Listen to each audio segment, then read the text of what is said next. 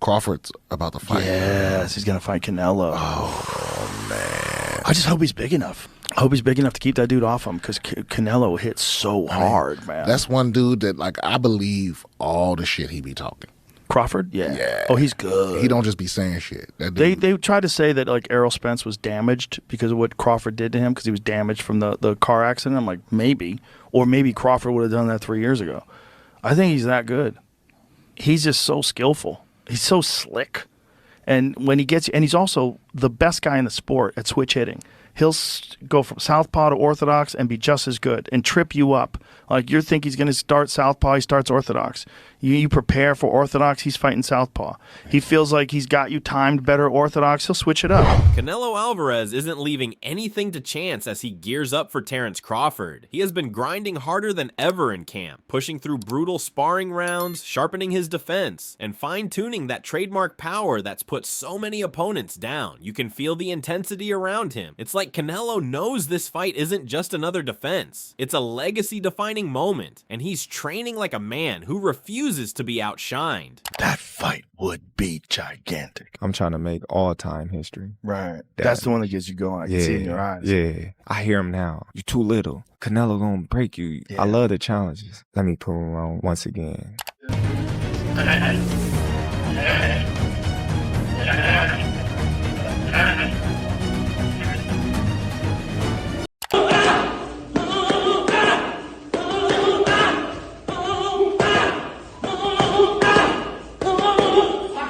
Building off Canelo's intense prep for Crawford, Joe Rogan couldn't help but highlight just how brutal and unique that training really is. Joe kicked things off by wondering if Crawford actually has what it takes to beat Canelo Alvarez. He admitted Crawford has a chance, but it would take a perfectly smart and tactical approach. His guest, Jim Lampley, jumped in by recalling what legendary commentator Larry Merchant once said about Ray Leonard beating Marvin Hagler. If Leonard could do it with movement, speed, and strategy, maybe Crawford could pull off something similar against Canelo. Yes.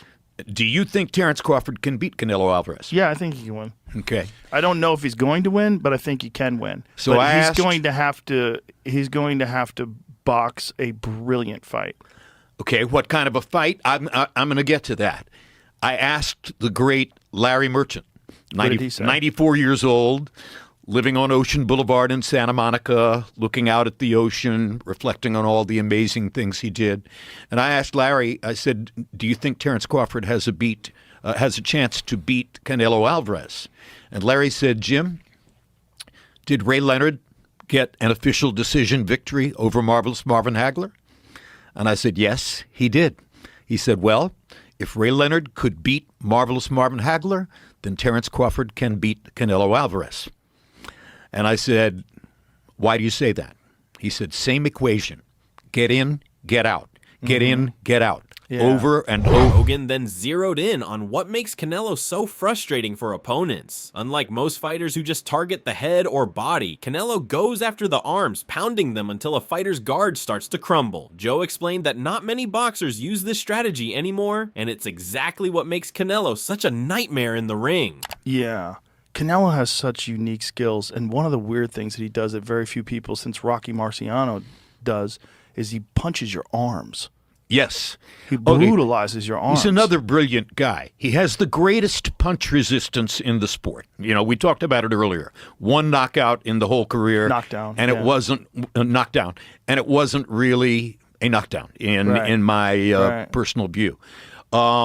So Jim also broke down another side of Canelo's durability. He's never really been knocked down, not because of his chin, but because of his insanely strong legs. That lower body strength keeps him balanced and allows him to take punches that would drop most fighters. Then came one of the most surprising details. Jim shared that when he lived near Canelo in Del Mar, California, he'd spot Canelo's trainer, Chepo, at the grocery store stocking up on lean proteins like tuna and chicken for the champ. But the real shocker for Joe was Canelo's morning morning ritual, horseback riding. Every morning, Canelo would spend 2.5 hours at an equestrian center doing hunter-jumper exercises, guiding a horse over jumps, which requires balance, coordination, and serious leg strength. Then in the afternoons, he'd dive into 3.5 hours of pure boxing training. Jim pointed out that this mix of riding for the legs and boxing for the upper body was flat out brilliant. Touch the canvas. He's never been on the canvas, and we call it chin.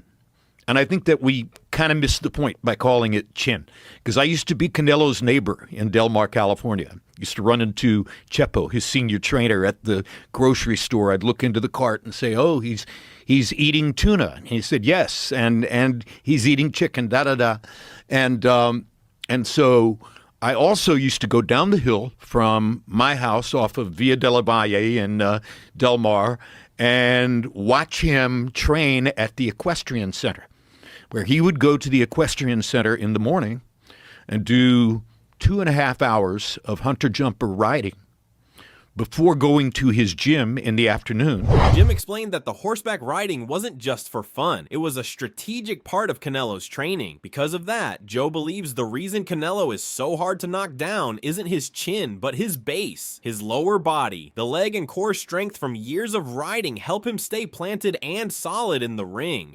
To do 3.5 hours of boxing training.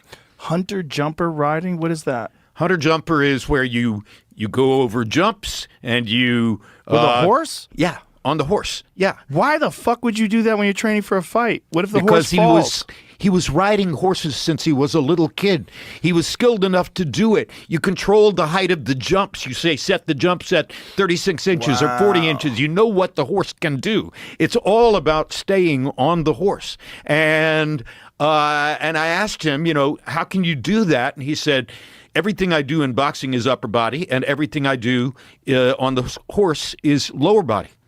And on that basis, I am the one who theorizes that the reason you can't knock him down is not because of his chin, it's because of his legs. His base. You can't get him. But not everyone thinks so. Amir Khan stepped in with a perspective you don't hear often, because he's one of the few who know what it feels like to face each of them up close. He didn't spill every detail outright, but you could sense he was weighing the differences in their styles, from the size factor to how each man carries himself under pressure. Canelo, you've been in the ring with both of them fighters. I think I might be the only guys that's. I can't think of anyone else that has, obviously, because there's a big weight disparity between the two. So I think I'm the only guy that's been in with both fighters.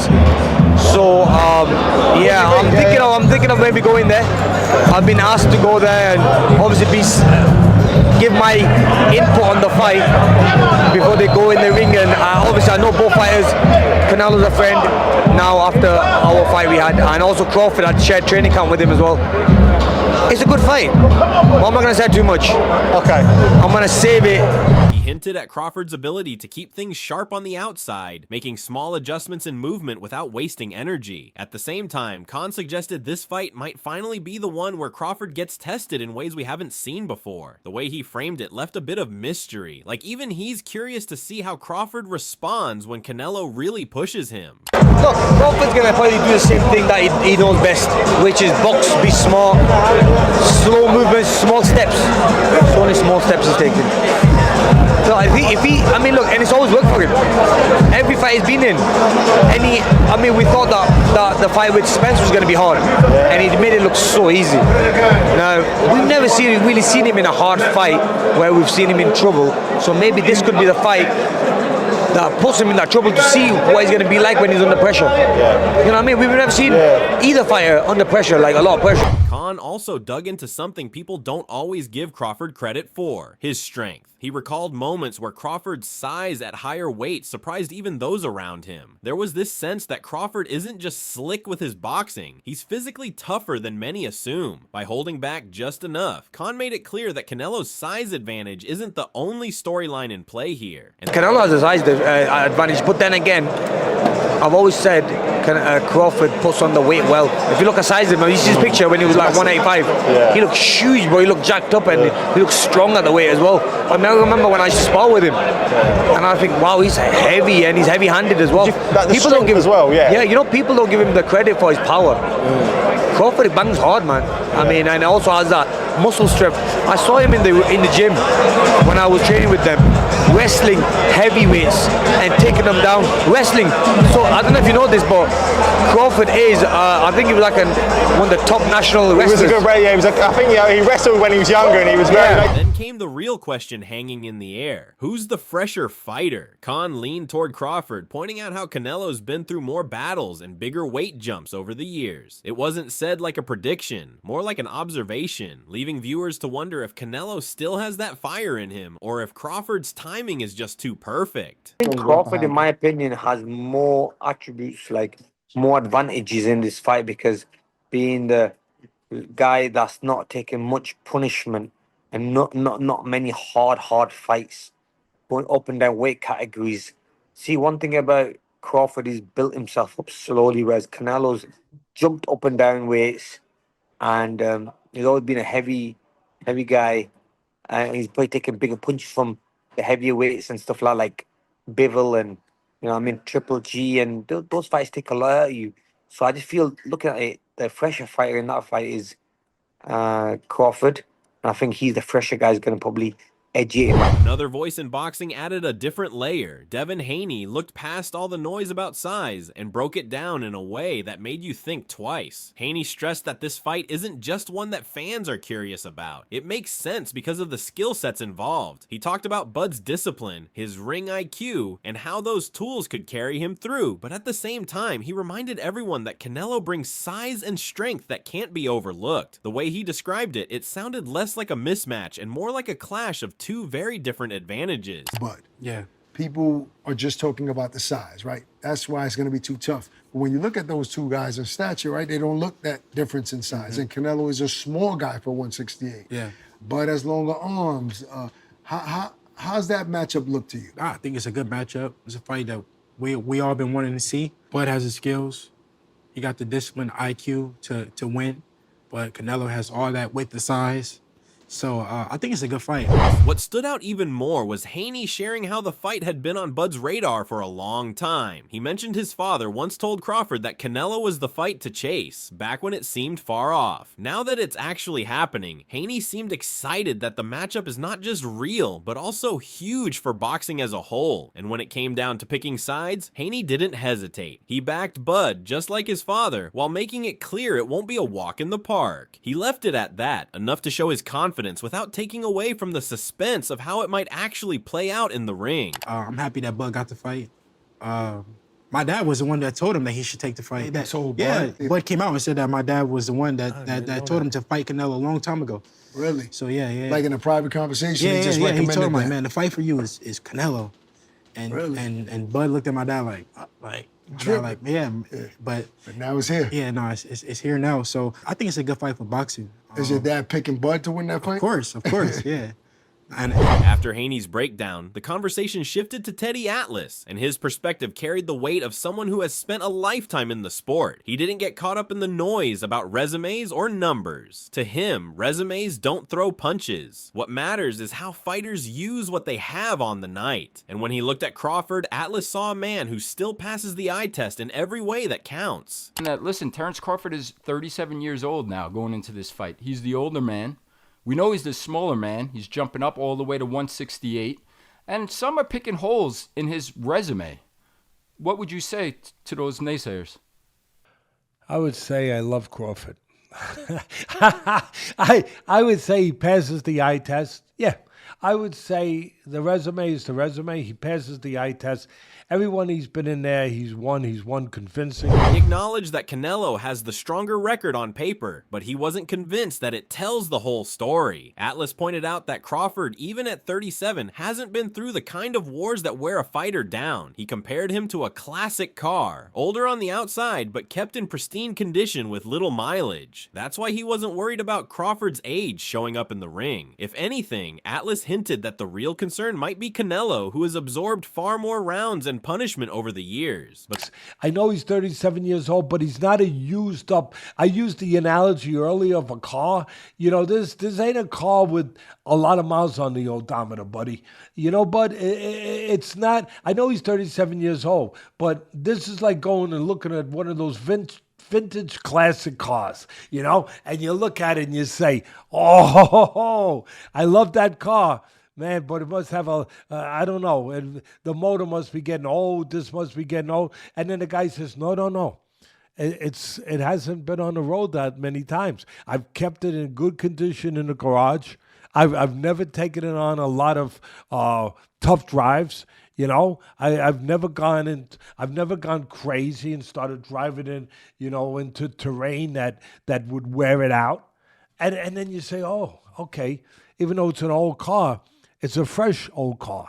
You know, it's not used up. And that's how I look at Crawford, really, through those same kind of lens. There will always be those who put their faith in Canelo, and Oscar De La Hoya is right at the front of that line. For him, this isn't just another big-name fight. It's a scenario that heavily tilts in Canelo's favor. De La Hoya has pointed out that Crawford isn't just moving up one division, but two, which is a huge leap when you're stepping into the ring with someone as naturally strong and seasoned as Canelo. He's reminded fans that size does matter at the elite level, and Canelo has made a career out of bulldozing fighters who weren't able to handle his power and physicality. In De La Hoya's eyes, the gap is too wide for Crawford to close. He's hinted that while Crawford has undeniable skill, his toughest tests so far don't compare to the challenge of facing a fighter who has ruled across multiple weight classes and stood toe-to-toe with light heavyweights. That's why De La Hoya believes this could end up being more than just a loss for Crawford. It could be the kind of fight where Canelo's power simply runs him out of the ring before his adaptability has a chance to kick in. Now, what the media is reporting, and it's circulating, is that Canelo Crawford is the biggest fight of the decade. I mean, to a purist and a fighter, it's laughable. Because you have Crawford jumping up 2 weight classes to fight Canelo, who's a natural light heavyweight. Crawford, who couldn't push back Madrimov. Life and death with Madrimov. What do you think Canelo's going to do to him? Run him out of the ring. At the end of the day, it all comes down to whether Terence Crawford's speed and precision can overcome Canelo Alvarez's size and power. Both fighters bring something unique to the table. Crawford with his slick skills and sharp mind, and Canelo with his experience and raw strength. It's the kind of clash that has fans on edge, because one mistake could flip the fight completely. No matter which side you're on, this matchup is shaping up to be one of the most talked about fights recently. Who do you think comes out on top, Canelo or Crawford? Let us know in the comments below.